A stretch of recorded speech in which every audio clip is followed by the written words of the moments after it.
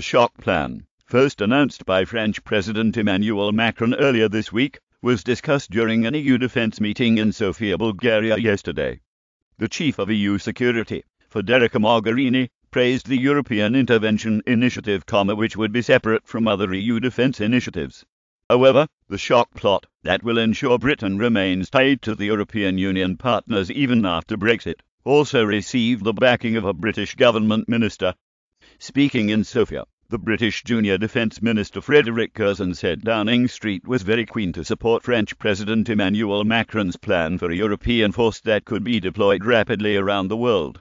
He suggested that this European military force could be a way for Britain to maintain strong ties with the EU after Brexit. The force has been set up in a way that there would be no obstacle to Britain taking part after it leaves the bloc.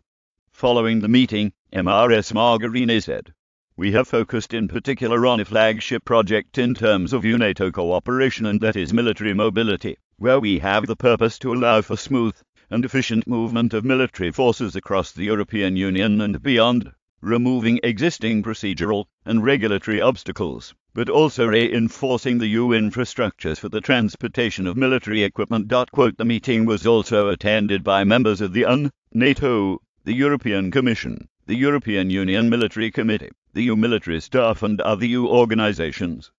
On Britain's involvement, Ms. Curzon told the press, "We're very keen to support President Macron in this initiative." JET's shock plan was first announced by French President Emmanuel Macron earlier this week. JET's force, known as the European Intervention Initiative, would be separate from EU defence, but with British Junior Defence Minister Frédéric Curzon gave his backing to the plan. "We're very keen to support President Macron in this initiative," British Junior Defence Minister Frédéric Curzon. "We look forward to sitting down with our French colleagues to work through the ideas that they have formulated for a more efficient and joined-up security and defence system across Europe." "We think it has a real part to play."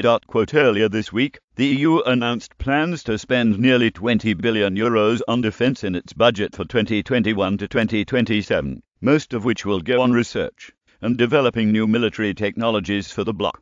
French Defence Minister Florence Parly told the Munich Security Conference in February that the planned force would be able to respond to a threat in the EU's immediate neighbourhood, particularly the south.